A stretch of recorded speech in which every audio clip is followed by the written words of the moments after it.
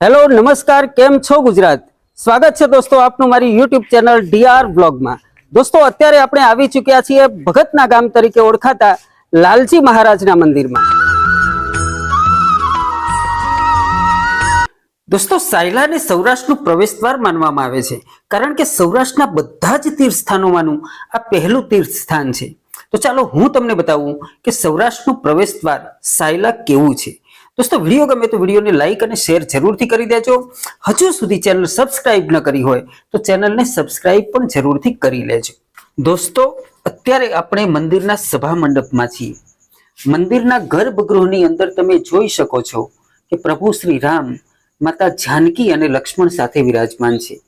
एमनी बराबर बाजुमां इश्क, मोहब्बत, प्रेमनो संगम कही शकाय एवा युगल स्वरूप राधा कृष्ण विराजमान छे अने अहीं लालजी महाराज अने बाजुमां शेष नारायण पोते विराजमान छे।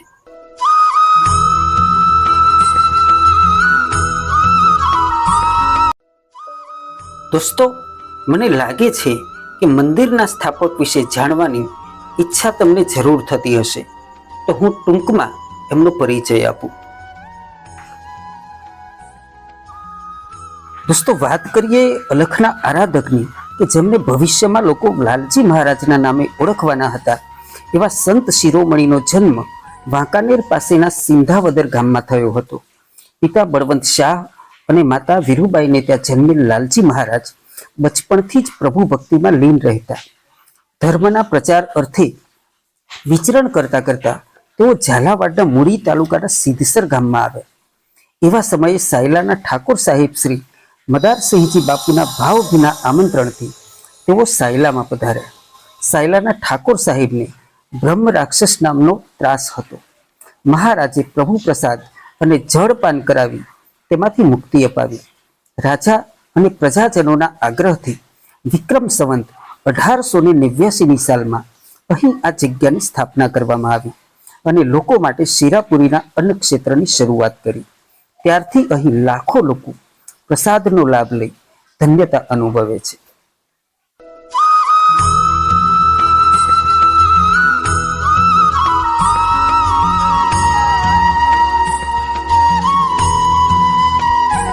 दादा केम छो? मजामां छो। क्यांथी आव्या? ना महाराष्ट्रथी। एटले बधे दूरथी? हां, बहुत दूरथी। ओहो हो, अच्छा नासिक। बराबर लग्जरी लईने आव्या छो? हां, लग्जरी। बराबर छे। અહીંયાથી ક્યાં જવાનું?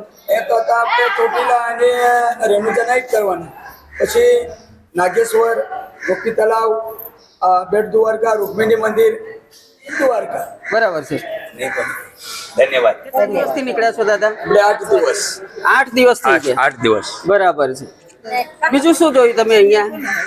બસ અહીંયા તો બીજું તો કઈ વાત નહીં કરવાનો। તો આવો દાદા, અહીંયા એક લાલજી મહારાજે પોતાના જીવનકાળ દરમિયાન ઉપયોગમાં લીધેલી કેટલીક વસ્તુઓ છે, એ તમે જોઈ લો। આવો મારી સાથે આવો।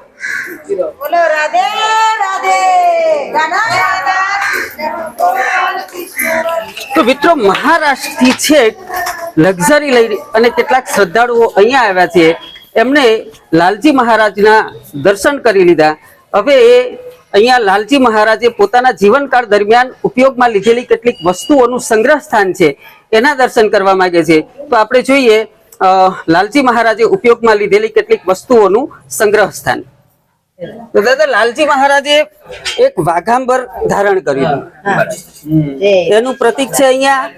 એ સિવાય તમને દેખાતી હોય तो अहिया एक जबरदस्त मोटी घंटी श्रद्धालुओं माटे अहिया दळातुं अने श्रद्धालुओने भोजन प्रसाद आपवामां आवतो। फिर आगे बताओ ना भैया। ये सिवाय अहिया आवो तो आ बाजू आवो तो अहिया बे कुंडला छे। तो समये अहिया एक भंडारो थयेलो અને ભંડારાની અંદર ઘી લાવવા માટે આ બે કુંડલાનો ઉપયોગ કરવામાં આવેલો અને એ કુંડલાને ઉંચકવા માટે 60 ઊંટો દ્વારા આ કુંડલામાં અહીંયા ભંડારા માટે ઘી આવેલું. એ સિવાય લાલજી મહારાજે વાપરેલા કરતાલ છે, પવન પાવડી છે, ચરણ પાદુકા છે, ચીપીઓ છે, તુલસીની માળા છે, તો વગેરે વગેરે વસ્તુઓ અહીંયા તમે જોઈ શકો છો. તો દાદા કેવું લાગ્યું તમને અહીંયા? आप हिंदी बोलते हैं? नहीं नहीं, हिंदी पर नहीं जमत, शुद्ध मराठी। शुद्ध मराठी बोलते हैं? मराठी। अच्छा तो मराठी में कुछ बोल दो, कुछ भी इस मंदिर के बारे में मराठी में. मराठी का एकदम चांगला मंदिर है, चांगला मंदिर है, एकदम पाय जरा सा। पाई जरा सा. राम लक्ष्मण सीतामाई ने कहने को यहाँ लालजी महाराज की जगह बोलते हैं, लेकिन यहाँ प्रमुख तरीके से जो मूर्तियां है वो राधा कृष्ण की है, राम की है, लक्ष्मण है, लक्ष्मण जी है, सीता मैया है, तो सभी है. शेष नारायण है, हाँ शेष नारायण है. तो अच्छा शेष नारायण के बारे में आप कुछ जानते हैं? लालू महाराज आया सर।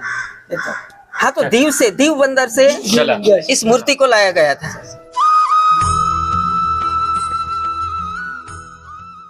દોસ્તો અત્યારે આપણે મંદિરના ભોજનાલયમાં છીએ. અહીં હજારોની સંખ્યામાં આવતા શ્રદ્ધાળુઓને પ્રસાદ રૂપે ભરપેટ ભોજન કરાવવામાં આવે છે. દોસ્તો ઉત્તર ગુજરાતના કેટલાક મોટા દેવસ્થાનોમાં તમે ભોજન પ્રસાદ માટે મિનિમમ ચાર્જ પણ ચૂકવ્યો હશે, પણ સૌરાષ્ટ્રની વાત નોખી છે. અહીં એક પણ રૂપિયો ભોજન માટે વસૂલાતો નથી. જસ્ટ બિહાઇન્ડ ધ ટેમ્પલ એક તળાવ છે જે માન સરોવર નામે ઓળખાય છે. અહીંની ખૂબસૂરતી તમારું મન મોહી લેશે.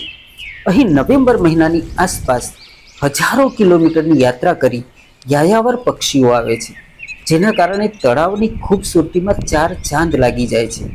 તળાવના કિનારે શ્રી કાશી વિશ્વનાથ મહાદેવ અને ખોડિયાર માતા મંદિર આવેલું છે, જેના દર્શનનો લાભ આપ લઈ શકો છો.